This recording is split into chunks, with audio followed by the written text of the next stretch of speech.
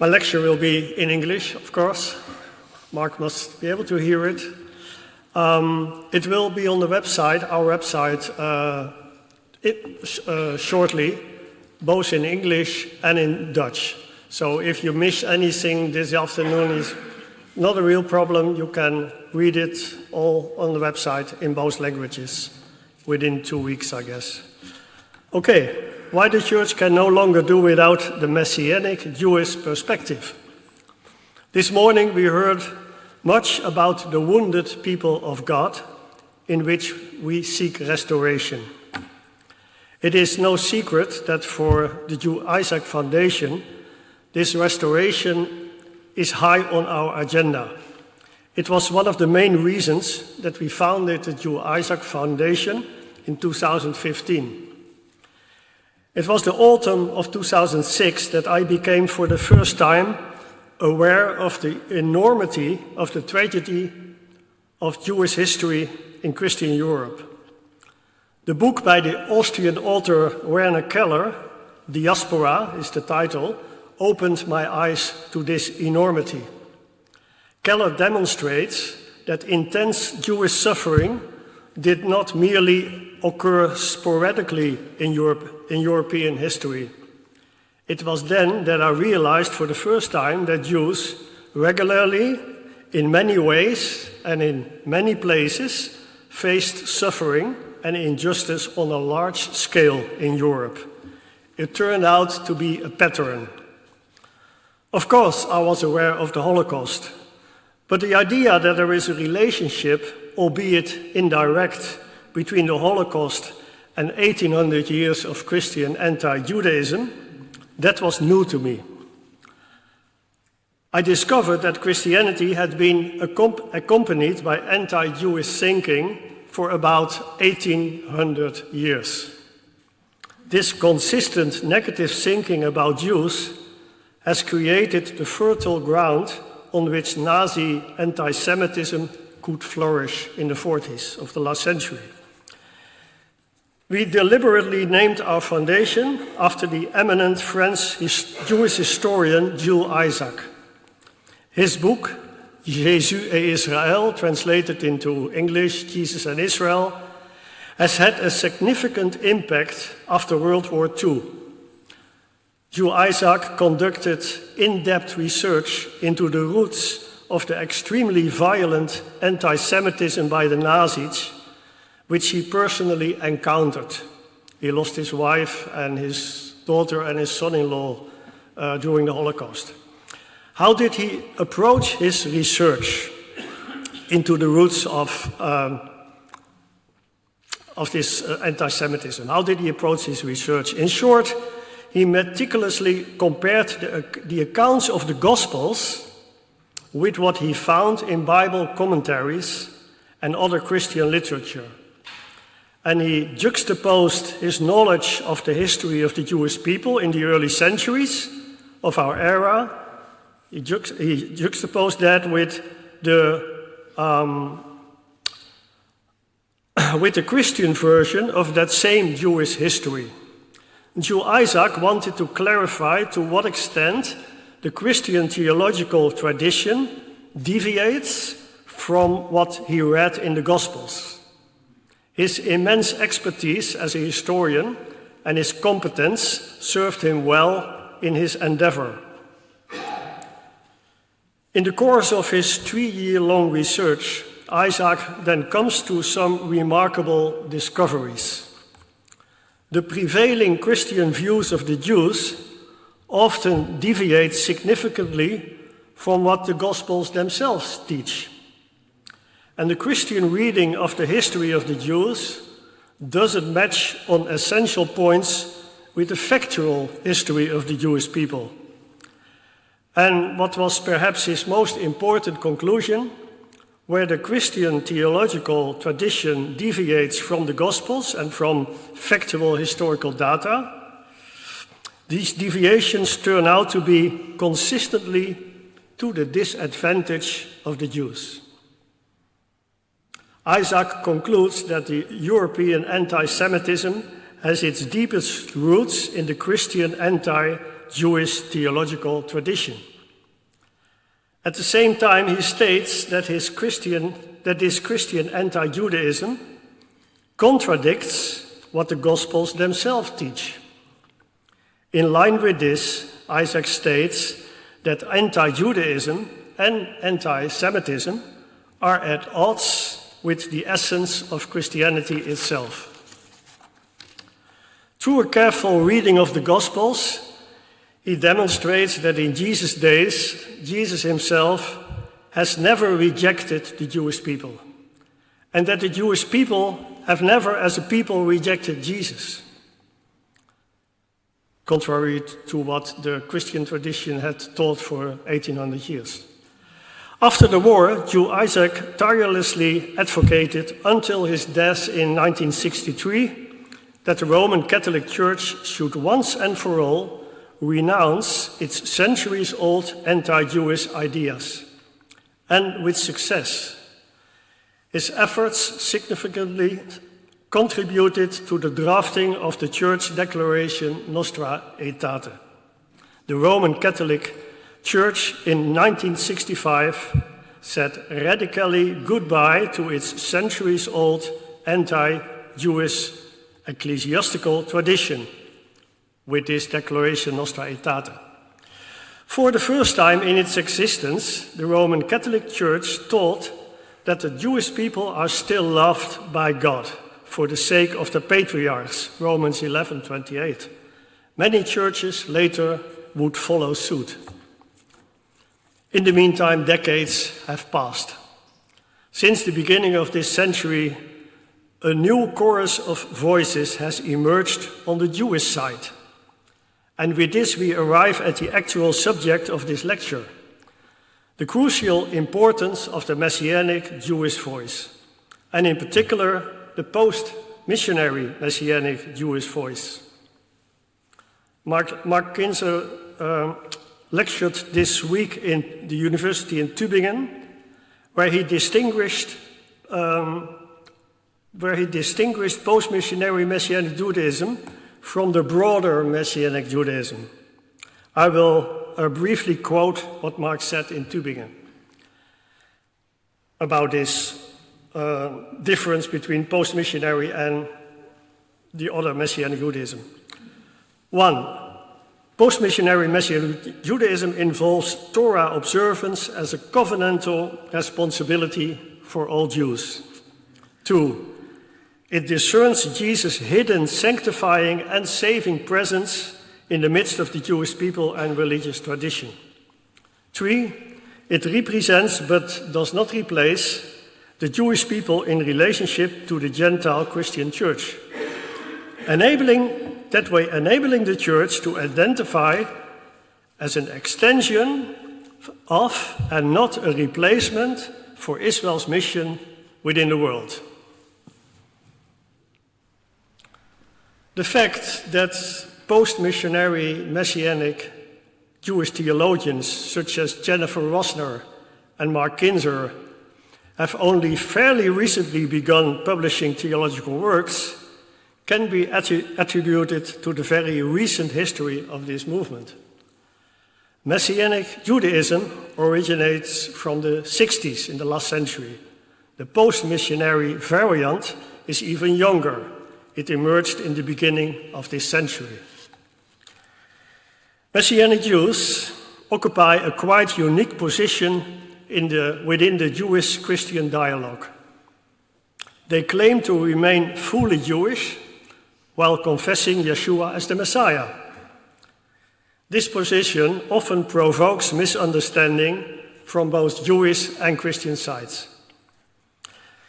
Messianic Jewish theologians like Mark Kinzer rightly point out that the very beginnings of the early church depict a movement of Jews living according to Jewish law while confessing Jesus as the Messiah. This very early movement, first century, was a new messianic movement within Judaism. It was not a church yet, not what we call a church. It was a new messianic movement within Judaism, out of which the church would emerge later. Less than a century later, second century, the early church had a predominantly non-Jewish majority. And by the early second century, several church fathers, the theologians of the early church, began to problematize the combination of being Jewish and confessing Jesus. That combination, in their eyes, would no longer be desirable. Remember, it's about 60, 70 years after Paul died. A few centuries later, Jewish Christians who insisted on maintaining their Jewish identity faced severe ecclesiastical sanctions. In that way, Jesus and Judaism were early on made into opposites. We just heard how Jules Isaac's groundbreaking research brought forth a radically different perspective on the relationship between Jesus and Israel. One of close connection. Jesus never rejected Israel, and Israel as a people never rejected Jesus. So concluded Jules Isaac. Mike Kinzer has, in his Messianic-Jewish theology, researched this close bond of Jesus and Israel much further. Mark Kinzer and I share the conviction that abandoning replacement thinking is a prerequisite for the restoration of the wounded people of God. According to Mark Kinzer, the people of God consist of Israel and the church. The wounds inflicted centuries ago originate from this replacement thinking. Like Mark Kinzer, I believe that replacement thinking still leaves its traces in much Christian biblical interpretation. Someone has called it Israel forgetfulness in the churches. I quote from Kinzer's groundbreaking 2005 book, Post-missionary Messianic Judaism. I quote, "Despite its title, this is not mainly a book about the ecclesia, the community of those who believe in Yeshua the Messiah, and its relationship to the Jewish people. It is a book about supersessionism, replacement theology, and about the ecclesiological implications of its repudiation. Supersessionism teaches that the ecclesia replaces the Jewish people as the elect community in covenant with God, in whom the divine presence resides and through whom the divine purpose is realized in the world. According to this traditional Christian view of supersessionism, the church is the new and spiritual Israel, fulfilling the role formerly occupied by the so-called carnal Israel. In the decades after the Holocaust, many Christians have repudiated this teaching. However, it would appear that few have learned to read the New Testament in a non-supersessionist manner. Even fewer seem to have considered the ecclesiological implications of their new stance." End of quote of Mark Kinzer. How recognizable this all is. It is one claim to reject replacement thinking. It is a lot more difficult to read the New Testament in a new way without replacement thinking playing a role in the back of your mind. Recognize? Mark, on one crucial point, your theological work differs fundamentally from that of Christian theologians who, like you, engage in post-supersessionist theology. I then think of your Sitz im Leben. By that I mean you can only do theology as a Jew, as a Messianic Jew, to be precise. As a non-Jewish Christian, I can only think about God as a non-Jew. And this truly makes a difference, like you said this morning yourself. In this context, I want to mention something, and now my lecture is some kind of the same subject, partly as what you shared with us this morning, but anyway, I will read it. I want to mention something about your personal journey with God. You were 19 years old when you came to faith in Yeshua. And when I read your biographical texts, I am struck by what you recount there. How you visited the synagogue shortly after coming to faith, and how you experienced Yeshua in everything in the synagogue service, even though his name was not mentioned.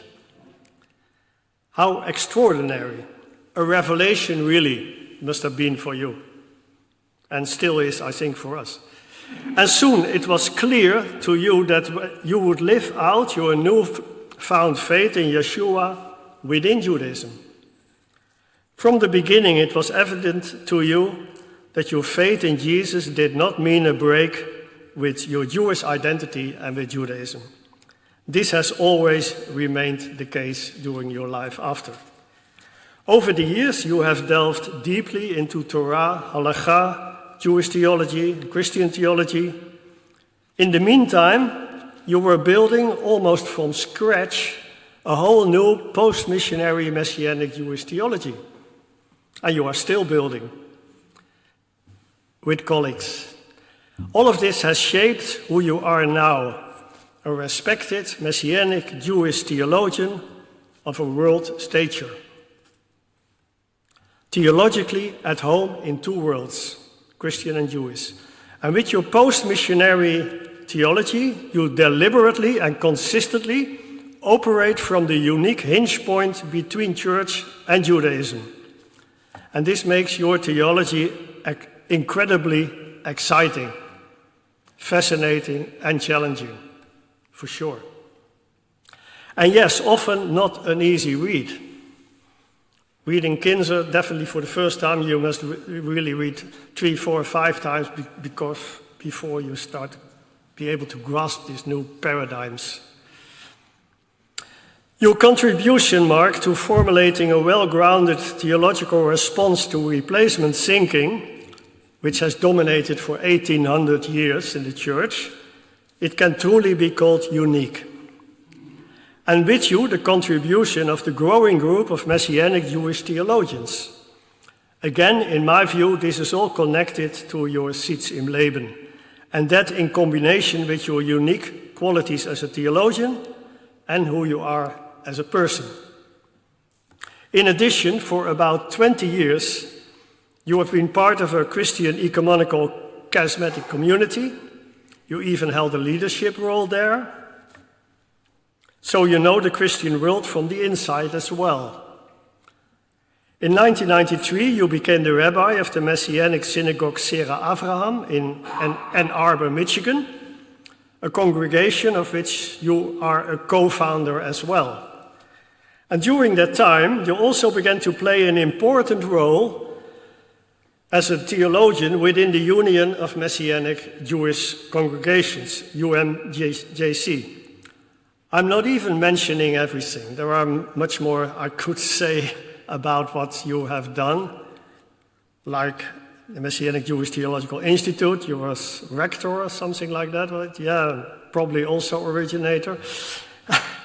Okay, you played a key role in so many more important new initiatives, often as one of the pioneering initiators. The most recent is the establishment, of course, of Yachad BeYeshua in 2019. As a Messianic Jew, you are part of a community that was not allowed to exist for around 1500 years. Let it sink into our hearts. Mark was part of a community who was, according to the church, not allowed to exist for 1500 years. For centuries, the voice of Messianic Judaism within the church was silenced. Your community of Messianic Jews did not exist from roughly the year 400 until the 18th century, when very small initiatives started to pop up. And now your community is back among us. Welcome. Already in the 2nd century, leading theologians of the early church, Gentile theologians, Christian Gentiles, they taught that a Jew who believes in Jesus must completely abandon his or her Jewish identity, completely. In the eyes of the church, a Jew who believed in Jesus became a Christian, period. And with that, she ceased to be a Jew. In your book, Post-missionary Messianic Judaism, Mark, you demonstrated convincingly that there is no ground for this church policy in the New Testament itself.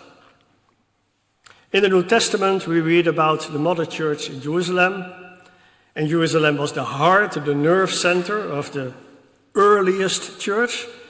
In its early years, it consisted entirely of Jews only. A century later, 2nd century, these Jewish disciples were no longer allowed to exist as Jews within a church which by then had a non-Jewish majority. And by excluding Jewish disciples of Jesus, a huge wound was inflicted on the body of Christ, which according to your convincing exegesis, Mark, of Ephesians 2, the church in its essence consists of Jews and Gentiles confessing Jesus as Messiah. You state that the exclusion of the Jewish believers in those days is the original schism within the church, das Urschisma, within the people of God, and I agree. Let's return to what makes your theological work and that of colleagues of you like Jennifer Rosner and David Rudolph. What makes this theology so special and unique after many centuries of absence? That is that you deliberately and consistently practice theology from who you are, from your identity, Messianic Jews. And the fact that you are back refutes the many centuries of Christian boycott, and it refutes the denial of your identity. Over the past 30 years, Mark, you have tirelessly given theological words to this return of Messianic Judaism within the church and in Judaism and its implications. The lid is now off the pot, and people are starting to listen seriously to you and to your colleagues. Beginning of this week, you lectured in the University of Tübingen in in the University of Tübingen, and in 2022, you participated in that unforgettable theological symposium at the University of Vienna. You and with you many other Messianic Jews and Jewish Christians explicitly say, with us, Israel is physically back within the church. We are part of Israel, the Jewish people, and of the body of Messiah, the Ecclesia, the church. A third actor, this is a quote from your latest book, Stones the Builders Rejected, a third actor is in the ongoing drama has once entered the stage. And the Ecclesia from among the nations must decide anew whether to embrace her, reject her, or pretend that she does not exist. Your recent return on the stage of history, it calls for a response from the church. And I am curious, Mark, to hear from you what we Christians from the nations can mean for you Messianic Jews concretely. What can we do for you? I am particularly thinking of Yachad BeYeshua. How could we Christians strengthen such an initiative? Within the church, your adherence to your Jewish identity is often still misunderstood. The path of Messianic Jews is often a lonely one. I think many Christians don't realize that, but it surely is. Thank you that theologians like you are willing to walk this not easy path with such perseverance. Must be a calling of God. Thank you for enriching the church from within with a unique, specifically Jewish perspective, even on the gospel itself. Your book, Jerusalem Crucified, Jerusalem Risen, from 2018, is a fantastic example of this. Every time I read your books, I'm impressed by the careful exegesis and by your extensive scholarship. There is so much to learn reading your books. Your way of reading the Bible and engaging in theology is by definition, in my view, free from replacement thinking. This is because you read the Tanakh and the New Testament as a Jew. And for you as a Jew, it is beyond any doubt that God's covenant with his people Israel is eternal and unbreakable. When you reflect on texts in the New Testament, the eternal and unbreakable covenant of God with Israel is always your starting point, I think. In your post-missionary reading of the New Testament, quite a few texts in the New Testament appear in a new light, resulting in a post-supersessionist interpretation of the New Testament, which yields important new exegetical insights. I would now like to zoom in for a moment into a few of your core ideas that help us understand the New Testament in a new way. Let me begin with a quote from Jennifer Rosner's dissertation, Healing the Schism. It's on the book table. You're crazy if you don't buy it. She cites you, Mark, several times in her dissertation. This is the quote. The mainstay of Kinzer's Messianic-Jewish theology is the connection between Israel and Jesus. It's the same with Jules Isaac, it's fascinating. From a Messianic-Jewish perspective, every theological topic must be considered in connection with Israel and in connection with Yeshua, and Israel and Yeshua must always be considered in relation to one another. Still quoting Jennifer Rosner on Mark's theology. This interrelationship is the fundamental starting point of Messianic Jewish theology, which Kinzer defines as a disciplined reflection about God's character, will, and works, and about God's relationship to Israel, the nations, and all creation in the light of God's irrevocable election of Israel. End of quote of Mark. Well, Jewish theology traditionally places God's covenant with Israel at the center, and Christian theology is traditionally built around Christology. Messianic Jewish theology holds these twin convictions together. As Kinzer explains, still quoting Jennifer Rosner, as Kinzer explains, Israel's enduring covenantal vocation and Yeshua's pivotal role in the divine plan are central presuppositions of Messianic Jewish theology, not the products of its reflective process. Thus, these are beliefs that provide the basic shape of Messianic Jewish theology. If these twin convictions lose their centrality, and if they cease to function as presuppositions and criteria of truth value, the theology is no longer Messianic Jewish theology. End of quote by Jennifer Rosner.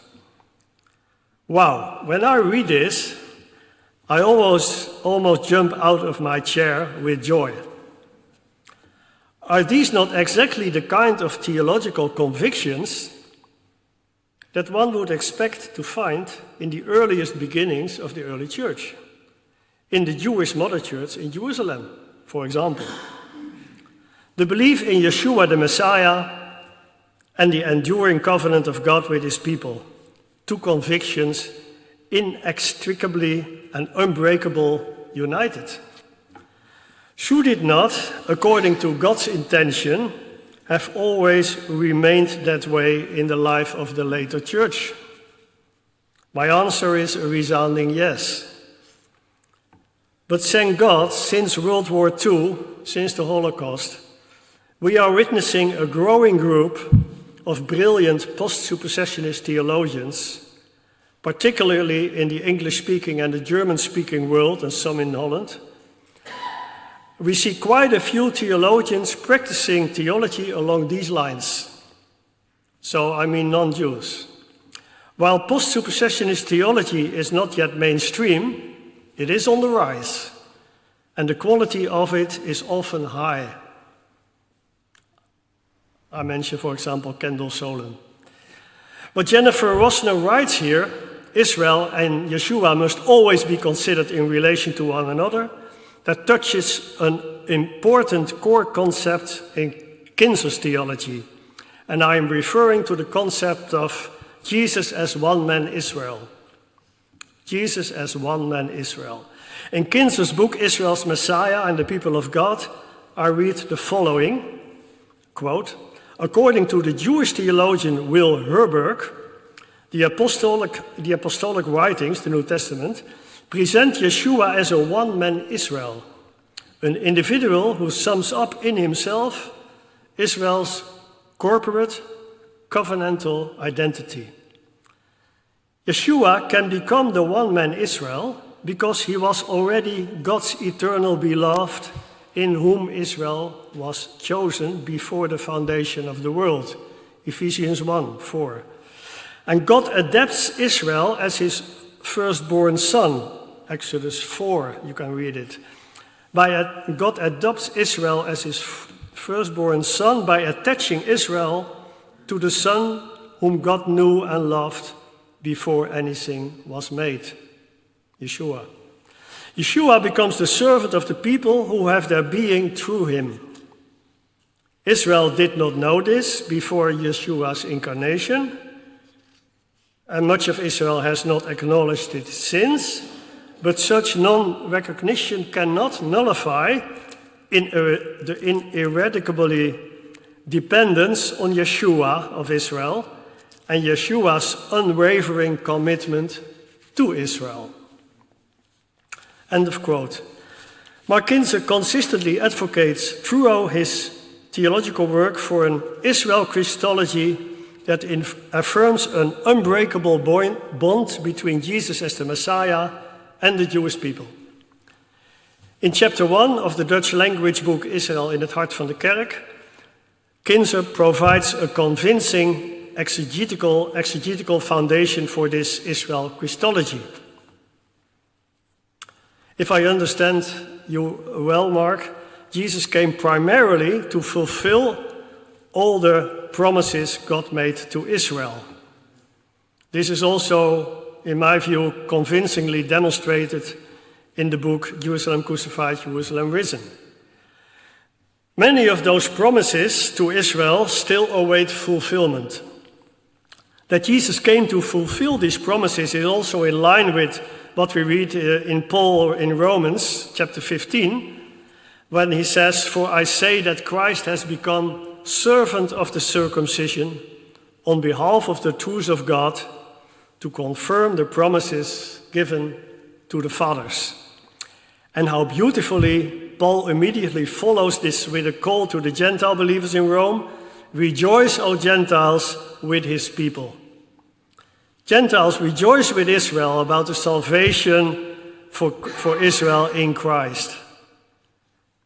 In Paul's perspective, there is not a definite rupture between the ecclesia and Israel. For the apostle, salvation is both for Israel and for the nations. Striking in this context, I find several texts from the beginning of the Gospel of Luke, chapters 1 and 2. I will highlight one. There are more there. In Luke 1, we read in Mary's song of praise, "He has come to the help of Israel, his servant, in remembrance of his mercy, as he has spoken to our fathers, to Abraham and his descendants forever." So Mary speaks about mercy from God for Israel forever. And notice how Mary mentions the promises to the patriarchs, just as Paul does in Romans 15. Mary's Magnificat clearly speaks of God's salvation for his people Israel.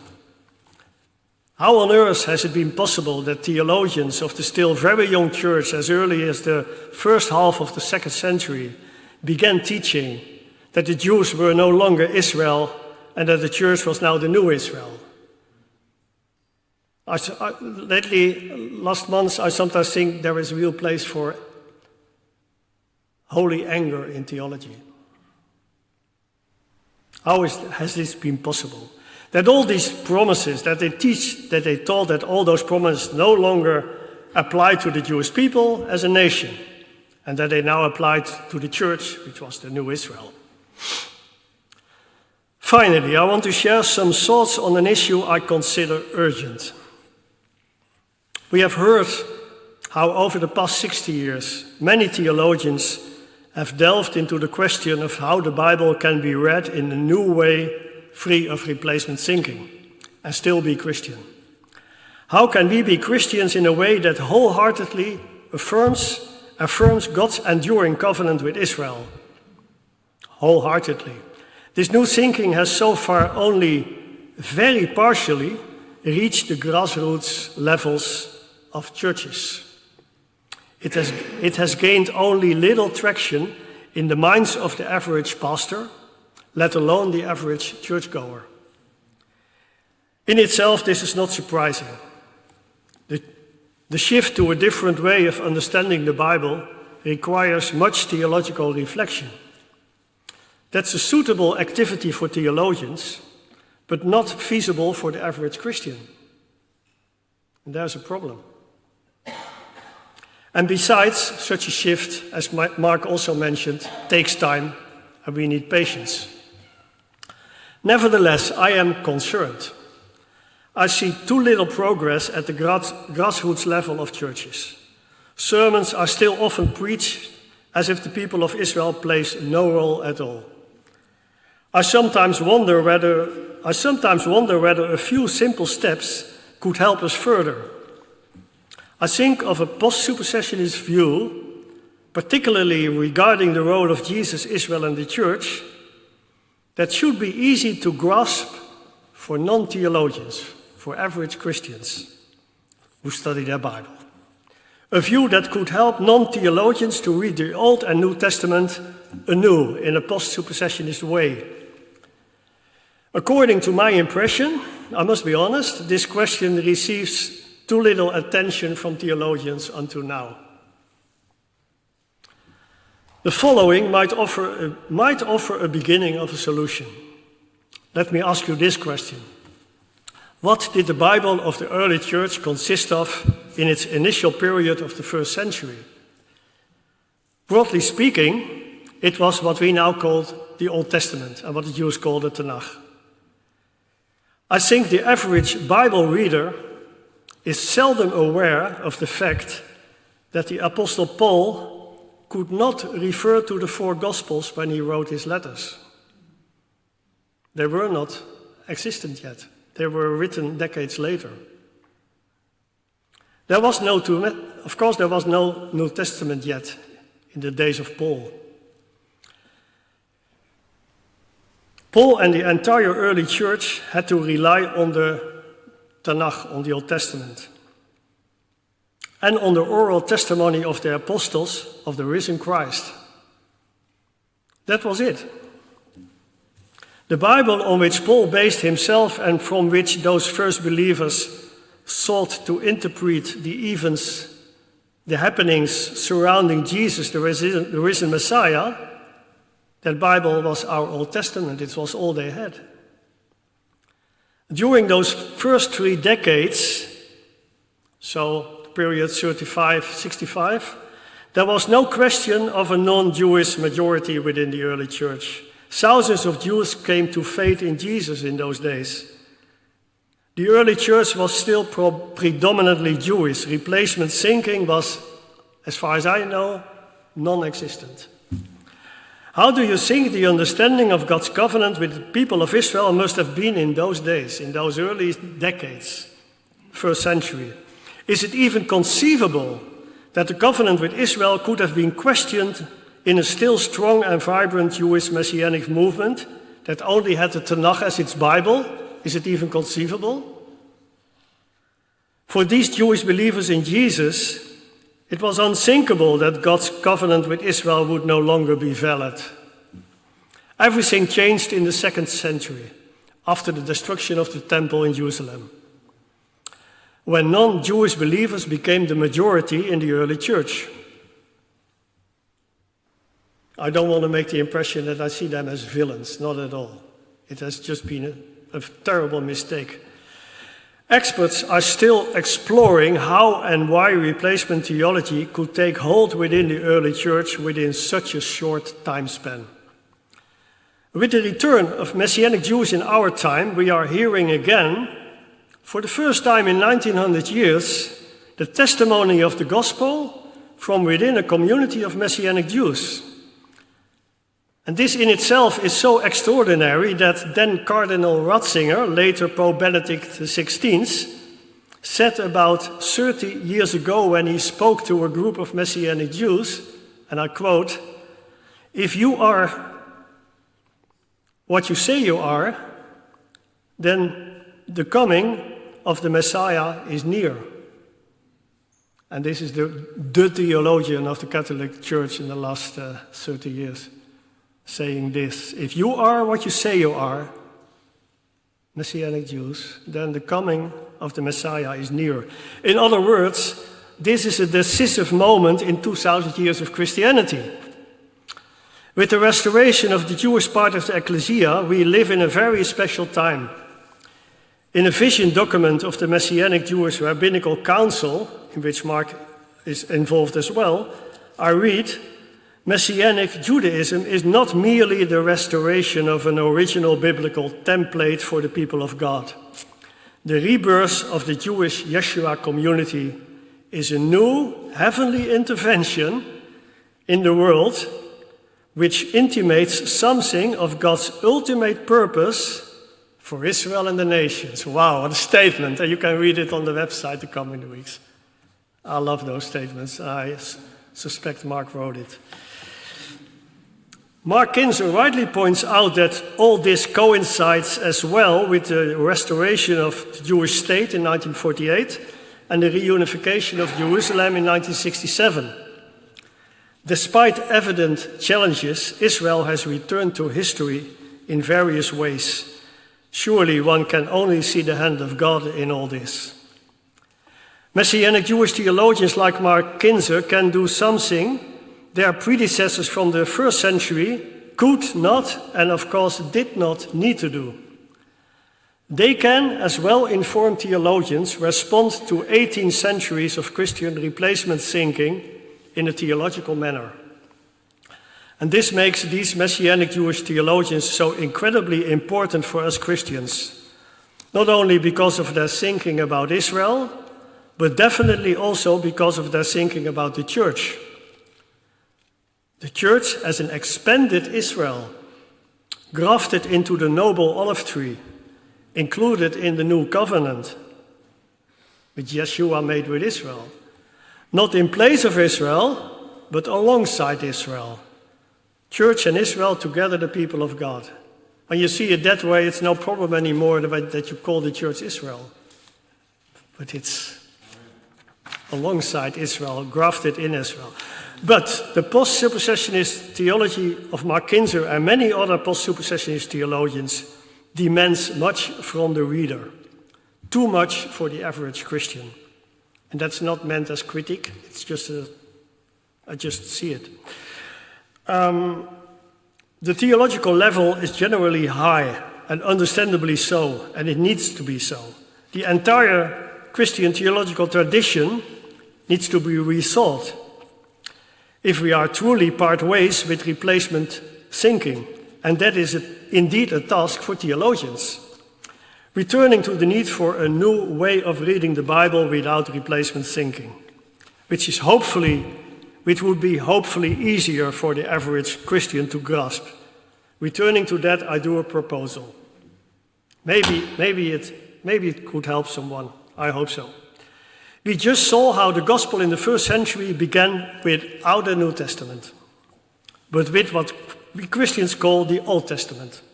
Replacement thinking, as I said, was not an issue at all. And earlier we heard this quote from Mark Kinzer, Israel's enduring covenantal vocation and Yeshua's pivotal role in the divine plan are central presuppositions of Messianic Jewish theology.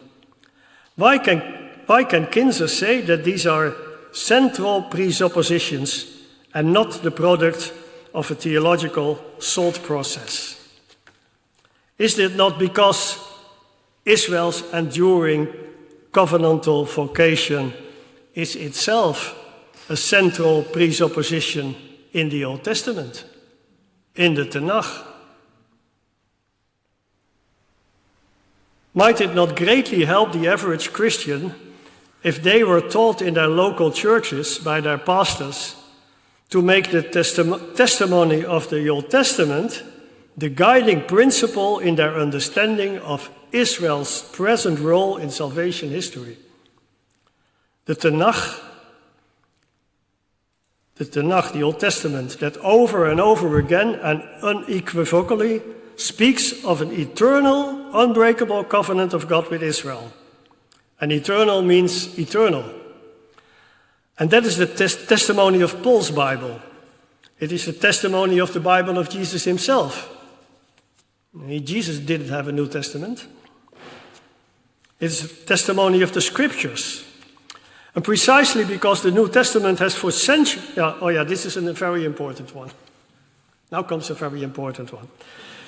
Precisely because the New Testament, almost nobody realizes this, I think.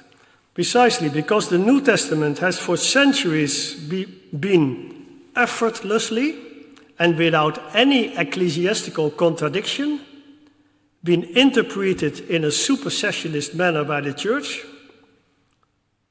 the New Testament, I propose to make the Old Testament fundamentally guiding over the New Testament when it comes to understanding the role of Israel. Not for everything, but specifically for Israel. I hope you can follow me. Otherwise, read it the coming weeks. So in determining Israel's role and place in salvation history, the New Testament should consistently be read through the lens of the Old Testament, and not the other way around, as has numerous times been advocated in the Church. In my view, such a step does not require elaborate theological justification or clarification. It's quite simple, in fact. One needs to let the Old Testament text say what it says about the eternal covenant with Israel, and let the Tanakh text then be guiding in a decisive way in the exegesis of the New Testament regarding Israel. Call it disciplined, non-supersessionist Bible reading. And where the New Testament appears to allow room for replacement thinking, which the Church has taught for 1800 centuries, then consistently give precedence to the testimony of the Old Testament. God's covenant with Israel will never be broken, period. It is obvious that such a strategy preposes substantial attention for the Old Testament. Wouldn't things just fall into place more easily for the average non-theological trained Christian this way? Might it not help them to interpret the New Testament in a post-supersessionist way, so that they no longer easily draw supersessionist conclusions based on certain New Testament texts, as has been the case and has been done for centuries? But for this to succeed, and I'm coming to the end of my lecture now, for this to succeed, something more is needed. For how does the average Christian become aware of the necessity of engaging with these questions about Israel in the first place? What is needed to wake him or her up? Yes, why is it that many theologians and church leaders have struggled with these questions about church and Israel over the past 60 years? There's only one answer to that last question. It has been the confrontation with the enormity of the Holocaust that forced them to reconsider the Christian theological tradition on Israel and on Jews. Recognizing that things must change, that replacement thinking can no longer stand, requires an awareness of what went horribly wrong in the last century and the many centuries before. It demands that the anti-Jewish element in our Christian tradition no longer remains the best-kept secret in the Church. Real and lasting change will not be possible without taking an honest look at our Christian guilt towards the Jews. It requires an unwavering determination that things must and can be different in Jewish-Christian relations. And this will need more attention from the pulpit and in theological education. The Messianic Jewish voice has begun to resonate in our time for good reason. The God of Israel is speaking to us Christians from the nations in a new way in our days. One more time, this quote from Mark Kinzer. A third actor in the ongoing drama has once again entered the stage, and the ecclesia from among the nations must decide anew whether to embrace her, reject her, or pretend she does not exist. Let us embrace our Messianic Jewish brothers and sisters and listen attentively to them for the sake of the health of the body of Christ. We need each other desperately. Thank you.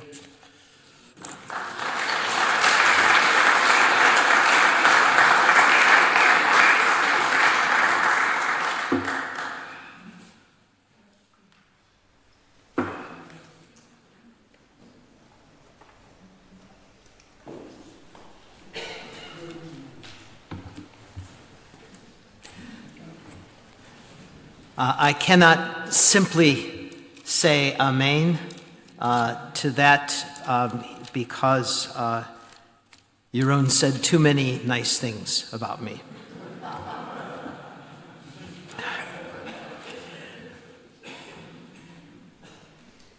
I'll just make a couple of reflections on the things that Jeroen shared with us. I think the most significant thing was really what he left us with, which is this question of how normal, everyday Christians can learn to read their Bibles. I think this really is like the basic question, and one which will take many decades to work out. And to a great extent, I think that Jeroen's principle is a very helpful one.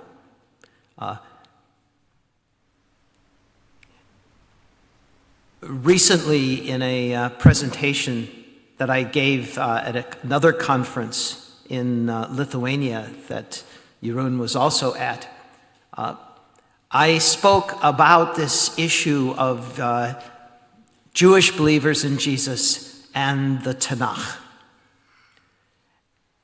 What I presented there is something I think that is part of what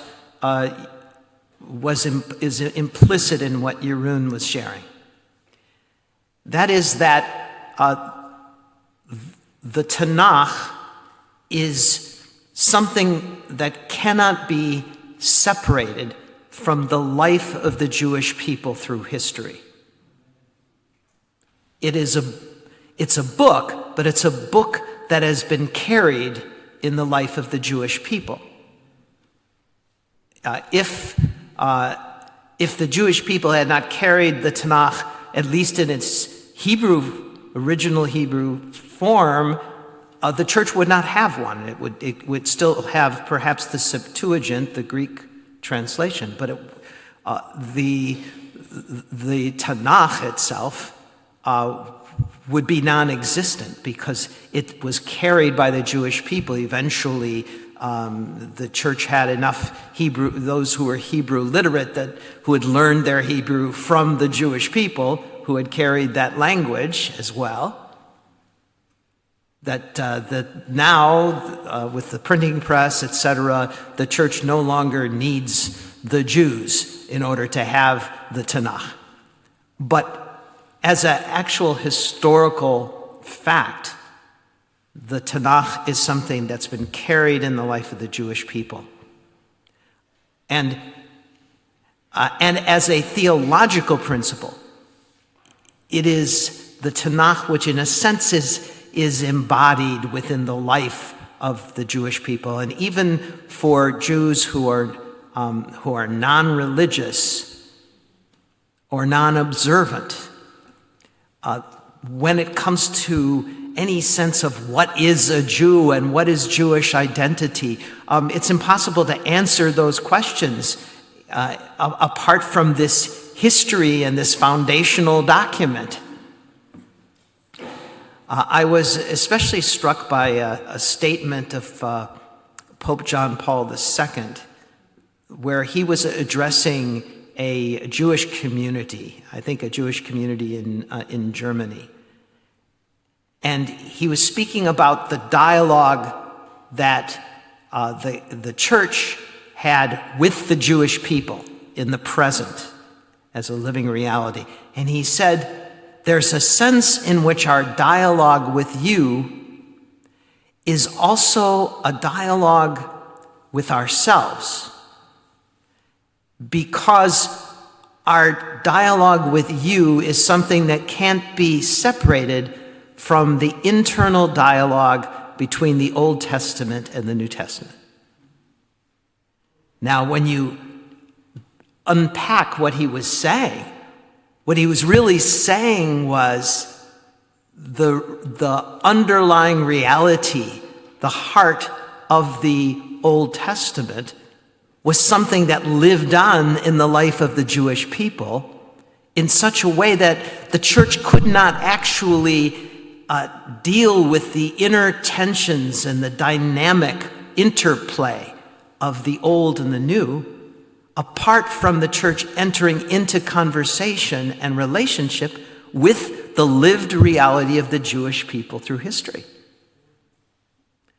And Messianic Jews, Jewish disciples of Jesus, to the extent to which we are ourselves truly being rooted in that Jewish soil, we are also drawing from that life of this historical journey of the Jewish people, which is the embodiment in history of the Tanakh. Which is why, as I think Jeroen was saying, for us, the irrevocable covenant with Israel, it's not the result of some kind of logical, reflective, theological process where we looked at a set of biblical texts and then concluded that, oh yes, God's covenant with Israel is irrevocable.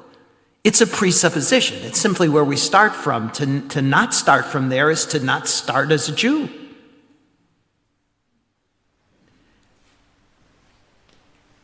And so I think Jeroen is correct in part, but in some ways what I think Gentile Christians then can learn from us as Jewish believers in Jesus is to be able to go back and start with that again as a presupposition. You don't need to rationally somehow or another arrive at it as a theological conclusion. It's not the conclusion, it's the premise.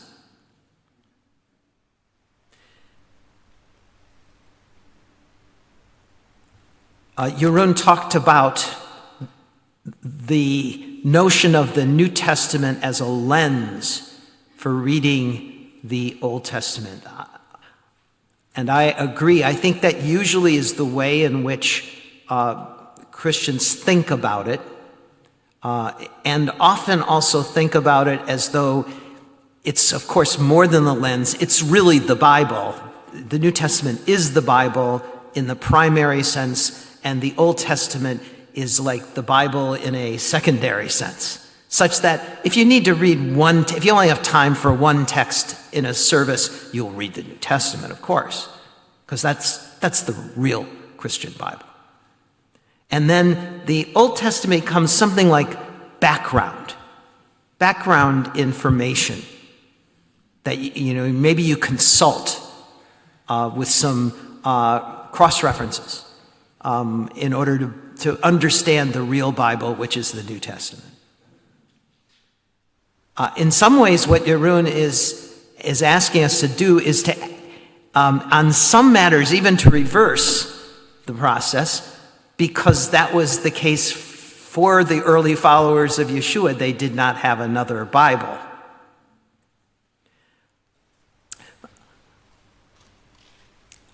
I think we could even step back, though, and think about, to question the whole notion of the New Testament as the lens. And I would just offer another way perhaps of thinking about it, which is that there's something more like a dialectical relationship between the Old Testament and the New, the Tanakh and the apostolic writings, such that they are so bound together that each is indecipherable apart from the other. And that there's a sense in which we need to continually read each in the light of the other.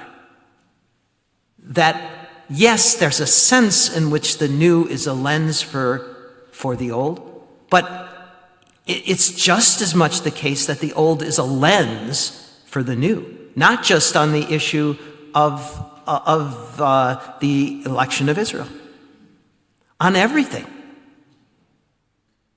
That there's this dynamic interplay between the two, and that the Bible is only the Bible with both of these together, and that the Tanakh is every bit as much the Bible, and maybe even in a technical sense even more the Bible,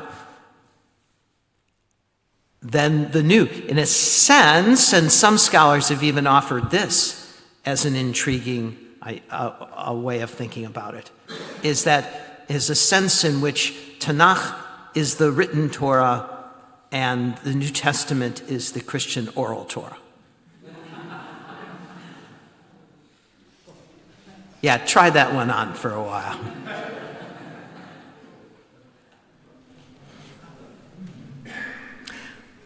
Just one or two other points. Jeroen asks this question: what can Gentile Christians do? What do Gentile Christians mean for us as Jewish believers in Yeshua? And how can you be a support, a blessing to us?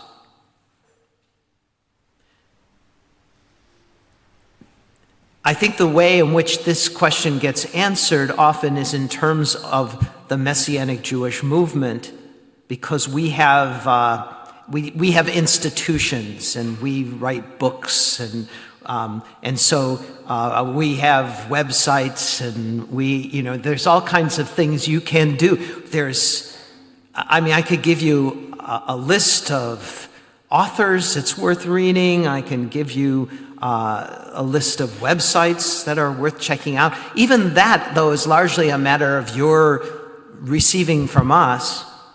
The temptation always from the side of, well, what can you do for us? Oh, well, obviously, take out your wallet and give us money. But that's not, I don't want to discourage you from being generous in your giving, but I also don't want us to get into the type of relationship where the dynamic is we give you wisdom and you give us money. There's something unhealthy about that. The one thing that I would, where perhaps this notion again of Jewish disciples of Jesus as Messianic Jews and Jewish Christians together. When we begin to think in that frame of reference, the situation changes when you ask the question, what can you do? And what do you mean for us? As a Messianic Jew, but as one who's kind of moved from the James sphere into the Peter sphere, when I ask this question, what I think about, again, are the Jews in your churches, or those of Jewish descent in your churches who are reflecting on what might it mean for me that I had a Jewish grandparent. And those are really important questions. Or for the Jewish person in your midst who's not asking that question, but maybe they should be. There's been far too little discussion within the world of all of the churches about what does it mean when a Jew is baptized and enters into the church. What is the significance of that? And what does that mean for the church? And what are the responsibilities of pastors and fellow Gentile congregants towards those Jews in terms of helping them to find themselves and to live out their unique, distinctive vocation? I wanted to actually conclude. I could say some more, but I wanted to conclude by reading you something that I think is one of the most remarkable sentences that I've ever seen in a church document. To be honest, it's one of the more remarkable sentences I've just seen generally. And this came from a Catholic document that was published 10 years ago on the 50th anniversary of Nostra Aetate.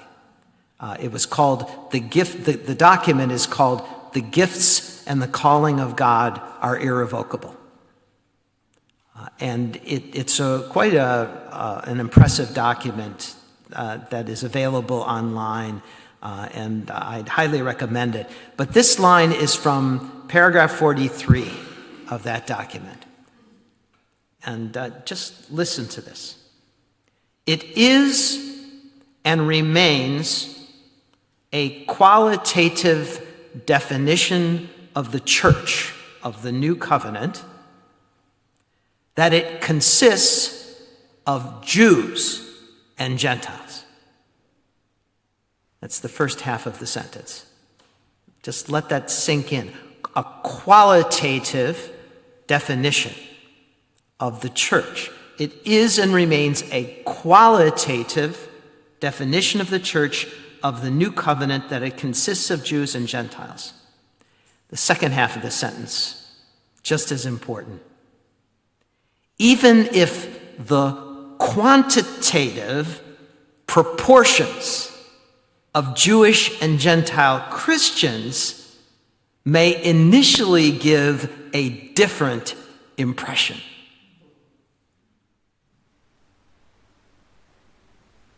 I don't know if in Dutch it works the same way in English, but those words, qualitative and quantitative, in English, they are the regular contrasts. And there's something even that makes me smile when I read that sentence, because there's something even a little funny about it.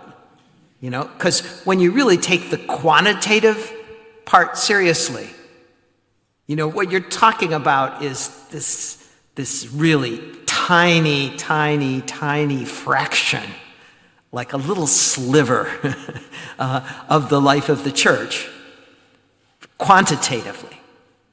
In comparison to this, vast number of people in the church as a whole. And yet, what it's saying is, it's a qualitative definition that the way you're to understand this vast number of people is it's all those people and then that little sliver. It's those two groups. That is the fundamental reality here in God's sight for defining what the church is. Now, I think that if that one sentence ever really permeated down into the consciousness of every Christian, we would be in a very different place.